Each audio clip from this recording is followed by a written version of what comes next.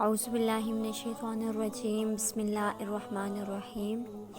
قرآن پاک کی ایک آیت سمجھ کر پڑھنے کا ثواب 100 نوافل پڑھنے کے برابر ہے، اس سے زیادہ بہتر ہے۔ یہ حدیث ہے۔ ایک دفعہ حضرت محمد صلی اللہ علیہ وآلہ وسلم نے ابو ذر سے فرمایا ہے، ابو ذر کیا میں تمہیں ایک بات نہ بتاؤں؟ تو انہوں نے فرمایا جی آپ صلی اللہ علیہ وآلہ وسلم ارشاد کیجیے۔ آپ نے فرمایا ابو ذر، قرآن پاک کی ایک آیت سمجھ کر پڑھنا ان 100 نوافل سے بہتر ہے جو تم لوگ نماز میں پڑھتے ہو۔ اب یہاں پہ بات سمجھنے کی کیا آئی کہ بالفرض اگر ہم 100 نوافل ادا کرتے ہیں تو اگر ایک دفعہ بھی ہم اس میں سورہ فاتحہ میں کتنی ہیں 7 آیتیں ہیں وہ پڑھتے ہیں، تو 100 کے ساتھ اگر ملٹیپلائی 7 کو کریں تو کتنا ہو جاتا ہے 700، یعنی 700 آیتیں بغیر سمجھے پڑھنے سے بہتر ہے کہ آپ ایک آیت سمجھ کر پڑھ لیں، وہ اس کے برابر ہے۔ اسی طرح ہم لوگ قرآن پاک رمضان المبارک میں یا کسی موقع پہ جب ہم پڑھتے ہیں، کوشش ہماری ہوتی ہے ایک قرآن پاک ختم ہو، 2 ختم ہو، 3 ختم ہو، یا رمضان میں زیادہ سے زیادہ پڑھیں۔ بے شک اس کا ثواب بھی ملے گا، میں اس سے انکار نہیں کرتی، لیکن بجائے اس کے کہ وہ آپ زیادہ ڈبل یا ٹرپل یا 4 یا 5 دفعہ وہ ختم کریں، بہتر یہ ہو کہ ایک قرآن پاک پڑھ لیں آپ ویسے، اور ایک آپ پڑھ لیں ترجمے کے ساتھ۔ اسی طرح آپ اگر آگے پیچھے قرآن پاک کی تلاوت کرتے ہیں بہت اچھی بات ہے، اس کا بھی ثواب ملتا ہے۔ ہر ایک لفظ پہ 10 نیکیاں ہیں، ٹھیک ہے، وہ بھی رمضان المبارک میں، ویسے آگے پیچھے ہر لفظ پہ 1 نیکی ہے، ٹھیک ہے، کیونکہ رمضان المبارک میں یہ چیز 10 گنا زیادہ ہو جاتی ہے۔ تو اگر آپ کے پاس ٹائم ملا کرے تو آپ جب بھی قرآن پاک کی تلاوت کریں، کوشش کریں اس میں سے آدھا ٹائم آپ اس کو قرآن پاک کے ترجمے کے ساتھ پڑھیں۔ اور ترجمے کے ساتھ پڑھنے کا کیا مقصد ہوگا کہ ہم ان آیات کو سمجھیں۔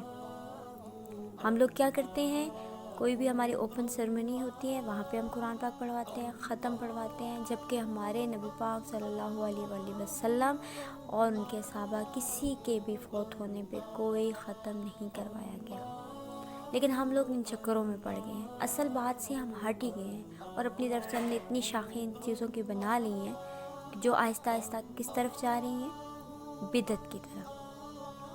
اب یہاں پہ دوسرا رخ یہ بھی آ سکتا ہے کہ اگر ہم اپنے بچوں کو دیکھیں، اپنی اولاد کو دیکھیں، اپنے آنے والی جنریشن کو دیکھیں، یا جو گزر رہی ہے اس کو بھی دیکھیں، ہم اپنے آپ کو بھی، کہ ہمارے پیرنٹس کا یا ہمارا کیا مقصد ہوتا ہے۔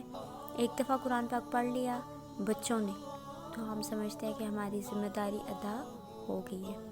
ہم لوگ بہت کم ہوتے ہیں، 100 میں سے کوئی 2 یا 3% یا 10% پیرنٹس ایسے ہوتے ہیں جو کہتے ہیں کہ حافظ قرآن ہو، لیکن تفسیر اور ترجمے کی طرف اس سے بھی کم پرسنٹیج پہ لوگ آ جاتے ہیں۔ کیوں؟ کیونکہ ہم سمجھتے ہیں کہ ایک دفعہ قرآن پاک ختم ہو گیا تو وہ ہمارا فرض ادا ہو گیا، جبکہ یہ اللہ کی کتاب ہے، اسی میں ہماری اصلاح ہے، اور بچوں کی تربیت سب سے اچھی قرآن پاک کی، اس کے ساتھ اس کی نمائندگی کرنا، اس کے ساتھ اٹیچمنٹ کرنا سب سے بہترین راستہ ہے۔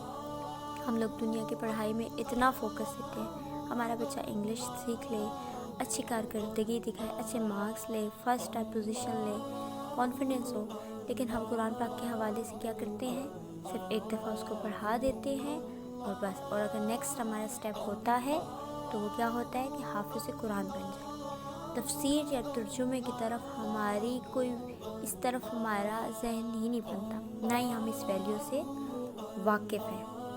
آج کی ویڈیو بنانے کا مقصد ہی یہی تھا کہ اگر آپ یہ حدیث ابن ماجہ کی ہے، بے شک آپ سرچ آؤٹ کر لیں، صحیح حدیث ہے یہ، کہ نبی پاک نے، جو میں نے پہلے بھی بیان کیا، کہ ایک آیت سمجھ کر پڑھنا ان 100 نوافل سے بہتر ہے۔ 100 نوافل پڑھنے میں کتنا ٹائم لگتا ہے؟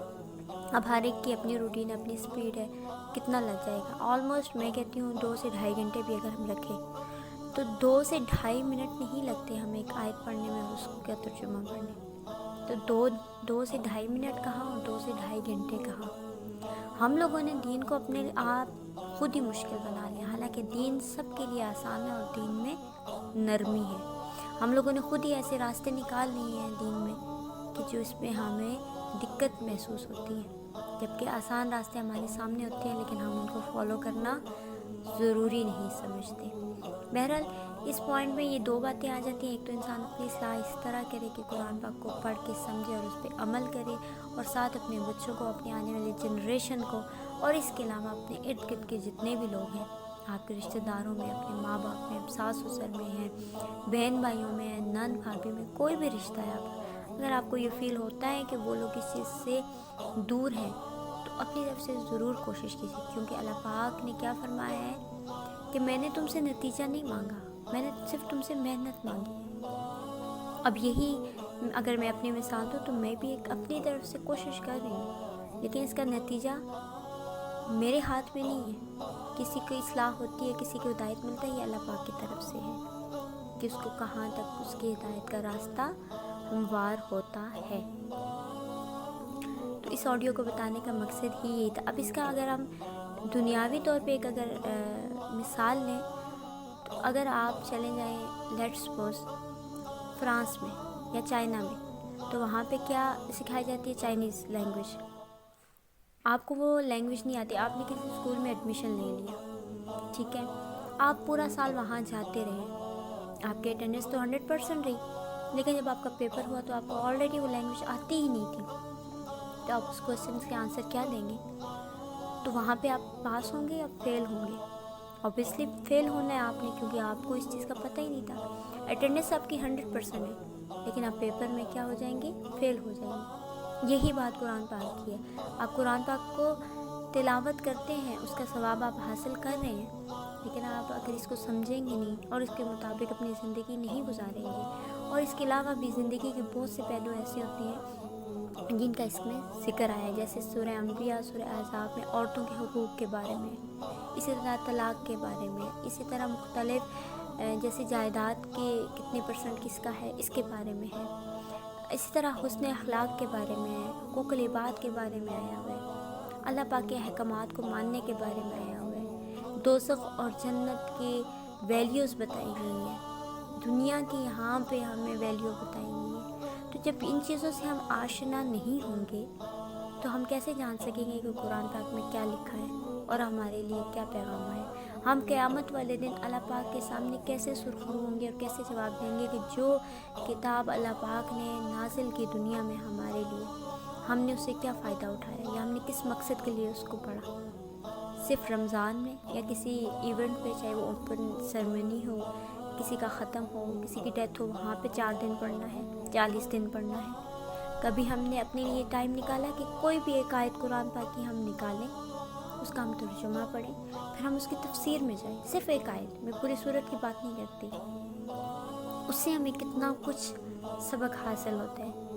ہمیں پتہ ہے کہ سورہ یاسین میں کس چیز کے بارے میں ذکر کیا گیا ہے، سورہ تغابن میں کس بارے میں ذکر کیا گیا ہے، سورہ ملک جو ہمیں قبر کے عذاب سے بچائے گی، بخشش ہماری فرمائے گی، ہمارے ساتھی ہوگی، ہماری سفارشی ہوگی، اس میں کس بات کا ذکر کیا گیا ہے؟ اسی طرح کتنے لوگوں کو 30واں پارہ پورا زبانی یاد ہے، لیکن ان آیتوں میں کیا کیا ہمیں پیغام دیا گیا ہمیں پتہ ہے ان چیزوں کا؟ تو اس لیے اپنا ٹائم تھوڑا سا نکال کے قرآن پاک کو بھی دے، قرآن پاک کو سمجھیں، اس کی تفسیر میں جائیں اور اپنی اصلاح خود بھی کریں اور دوسروں کی بھی کریں۔ اللہ پاک مجھے اور آپ سب کو ان باتوں پہ عمل کرنے کی توفیق عطا فرمائے۔